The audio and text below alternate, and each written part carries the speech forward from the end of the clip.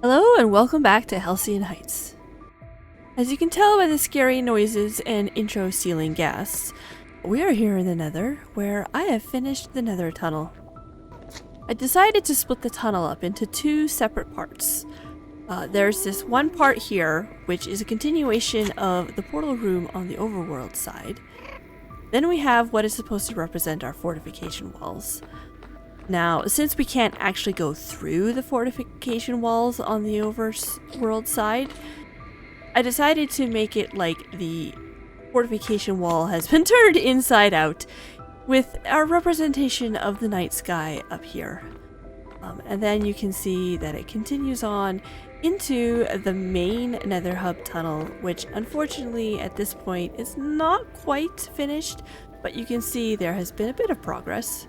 We have transportation lines that have been laid down, and I have also incorporated my tunnel itself into the wall, at least for the moment. We'll see what we may need to change when the actual tunnel design gets down to us. But that's obviously something that's going to happen in the future. So, like I said last time, we have done enough in the basement and now in the Nether. It's time for us to go and find the sun.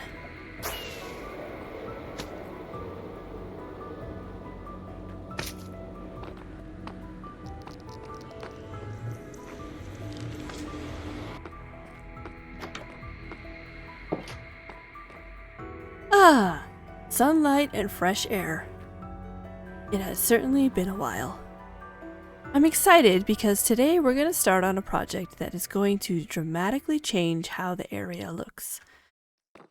We are going to be starting to work on Main Street as well as all of the other shops that we want to have in our town. As you can see, we've already built one here. We did this on stream a week or so ago. This shop is currently selling fresh and imported food, but that may change given what we decide to sell in other shops around the area. But I wanted to do the interior for this shop, so I just kind of threw together a few things. So we have apples and melon slices, pumpkins, sweet berries, glowberries, sugarcane, potatoes, carrots, beets, and some wheat. None of these shops are going to be anything that we actually sell out of. It's all aesthetic, but we do have some stock in here. So yeah, our plan is to finally get rid of all of these pumpkin outlines. I bet you never thought the day was going to come. So we have room for 9 more shops here along the main street, as well as 5 shops over there, in between the tavern and the blacksmith. After I had finished this shop, I wanted to find out what kind of products would be sold in a medieval town, as well as how shops would be set up. So I did a little bit of research, and I found out that permanent shops like this would exist, and they would be controlled by manor lords again. But most of the shopping would be done in a market type setting, which would be controlled by and set up by the church. I always wanted to make a bit of a market area in the central town square, but I didn't really have the motivation, i.e. the reason why, and I wasn't exactly sure what I wanted to sell here.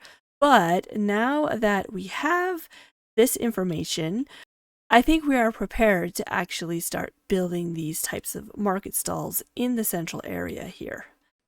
But that is not necessarily something that we're going to do first. As you can imagine, this is going to be a very big project because we have many shops to build along here, shops to build back there, as well as the market stalls here. So in order to not get a bit overwhelmed, I decided to do a little bit of planning as to what exactly we would want to sell in these shops and where we would want to place them. So if we come up here into the hidden rooms up above this first shop, you can see I have this plan laid out on the wall. So we have our main street shops, We have our other shops, which are the ones that are over there near the blacksmith. These are two separate little areas. And then we actually have a hilltop shops. Yes, in figuring out what we want to sell, I made it so we'll have to make even more shops. Why do I do this to myself? And then finally, we have the market stalls themselves. So, along the main street, I want to put things that it makes sense that they wouldn't necessarily be bringing them into a market. It might be something that we would be getting in as imports from the dockside area. So these would include things like artwork, books, pottery, the decorated pottery pots, with the sherds. That's going to require a lot of exploration. Candles. Then we'd have our exotic items or things that have been imported in. Things like cocoa beans, sugar, string. We could say that the string is silk. We could pretend that kelp is like tea. We could have our bamboo. We could pretend that gunpowder is like pepper. So things that naturally would have been imported in because we can't actually produce it ourselves, at least lore-wise within the area. And then we will also have a bakery and then a store for dyes, wool, and textiles. In this case, I'm thinking of making a whole bunch of different kinds of banners that would look like different rugs or things like that that could have been imported in from other areas. Then in the other shops, which are those 5 that are next to the tavern, there's a large outline that I want to turn into an artisan's guild. This was another thing that I learned about, that you'd have these guilds where people would go to and learn to be certain tradespeoples, and that's where they would get, certification and be members and all that stuff. I'm not 100% sure about it still. That's something I'm going to have to do a little bit more research, but I thought it'd be cool to have an artisans guild of some sort in our area. And then the others, which is the other 4. So far I want a tannery, so where we get like the raw leather stuff, and then leather goods themselves, so things like the leather armor or whatever, and then also Fletchers. So we'll finally have somewhere to put our Fletcher villagers and be able to move a couple more of them out of the bunker. And then we have the hilltop. It's that area behind that side of the street up on the hill. In figuring out what I wanted to put along the main street, I came up with wanting to put in an apothecary. This is where we'll keep like potions and stuff like that, but I figured that this would be a less reputable type of establishment, which I wouldn't necessarily want right on the main street as we come into the town. So I decided to put it up there on the hill. And since I don't think it'll take all of the space up there, that is why I also decided to put the butcher shop up there, where we can sell things like steak, pork chops, chicken, any of the raw meat goods and or cooked meat goods.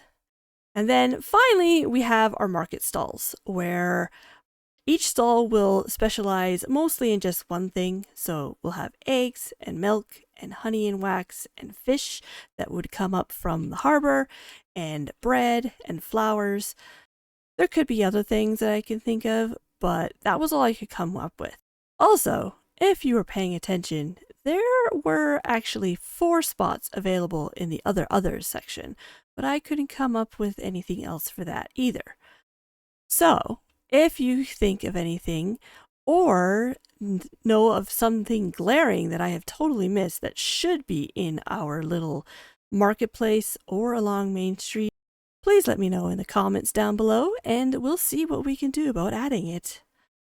And as I mentioned before, we may move some of these products that we have in the store down below me out into the market stalls, but we'll figure that out later. Now our next step is just to figure out exactly where each one of the shops will go. I will save you from that tediousness though, and come back when I have figured things out.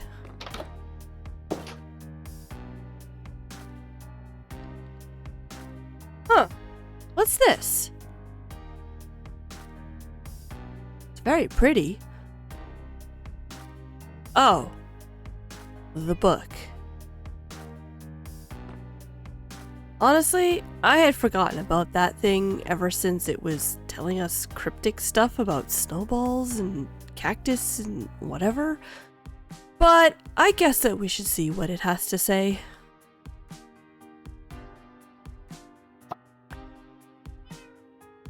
Here's that entry. 3 pages? How long were we down under the church for? Alright, what does this have to say? A banner worthy of the kingdom rising around you. Ah, well at least that was something nicer than the last entry. And I agree, it is a very pretty banner. We may have to place it around the server a bit. There are obviously 2 other entries in here. Let's see what else this book has to say. A kingdom in isolation is vulnerable to threats. Huh. I wonder what that's supposed to mean exactly. Do I actually have threats? Or is it more passive advice, like I should make sure that I have friends around me? I guess we should go downtown and see what we can do about that. But first, there's a 3rd entry we need to look at. Beware the lure of false idols. Beware the lure of false idols. Okay, I really don't know what this one's trying to tell me. Sometimes I swear this book can be so cryptic. Well, I guess we'll figure that one out eventually. But first, let's put this banner around our area as well as in some other areas and see what we can do about getting ourselves a little more involved in the server shenanigans and whatnot. So I was able to gather enough wool for 10 banners. I don't know if that will be enough, but it will at least be a start. So let's craft the banners and copy this one.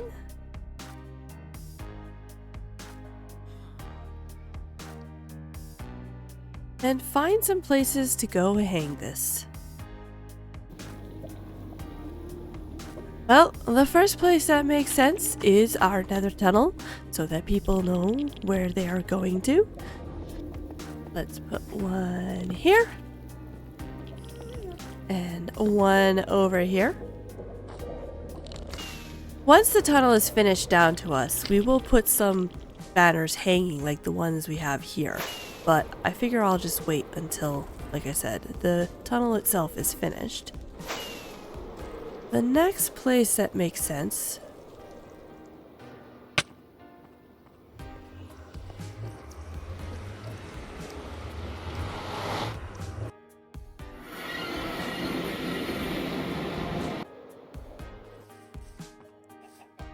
is on our shop.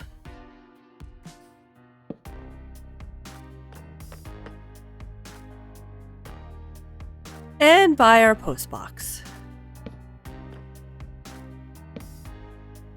While we're here, I guess we can see what we can do about getting involved with some of the server projects. Let's see, Hahi minigames.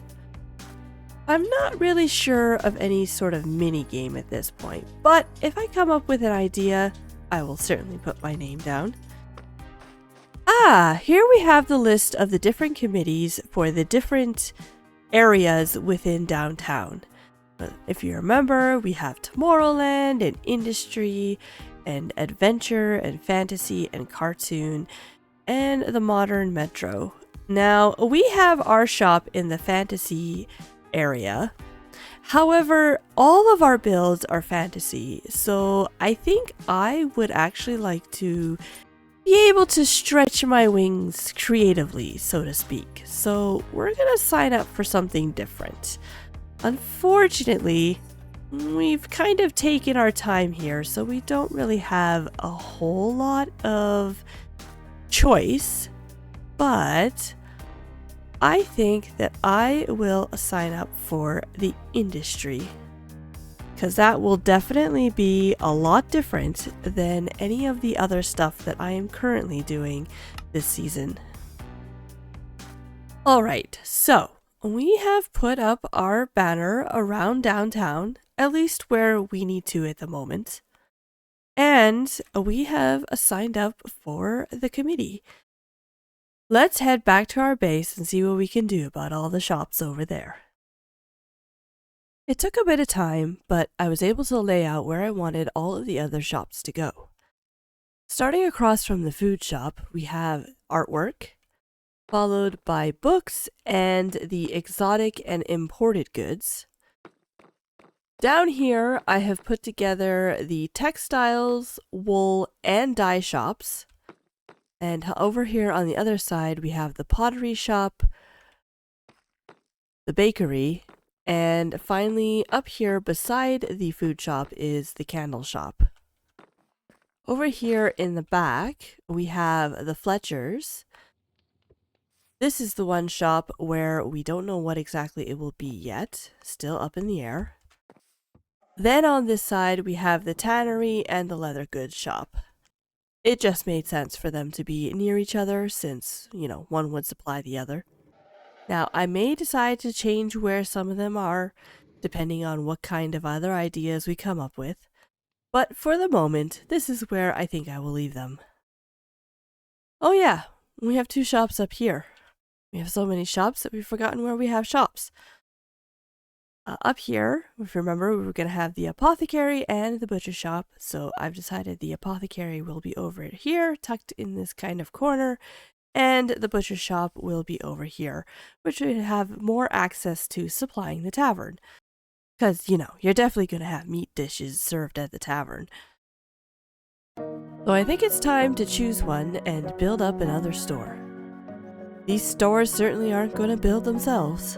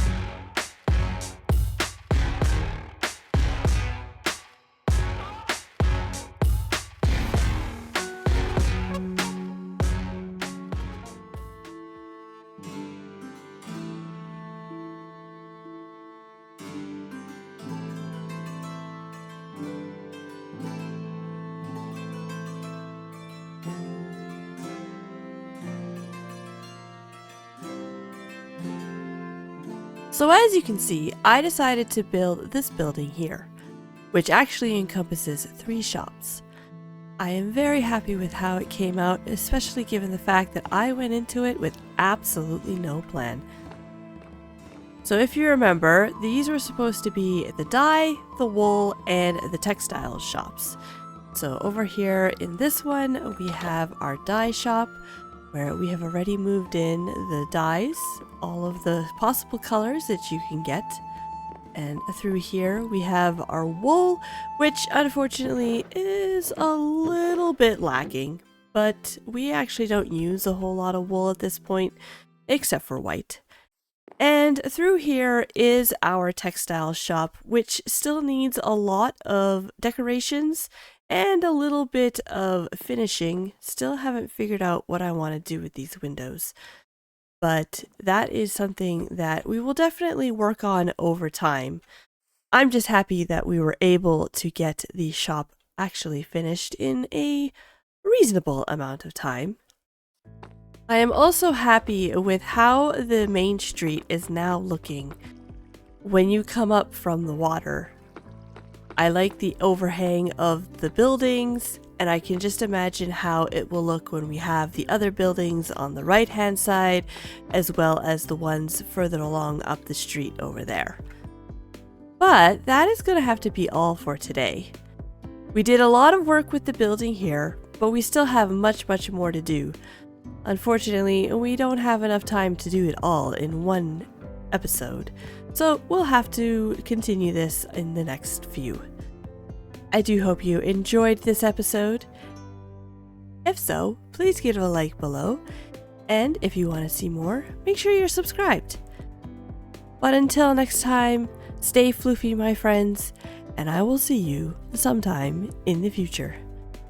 Bye!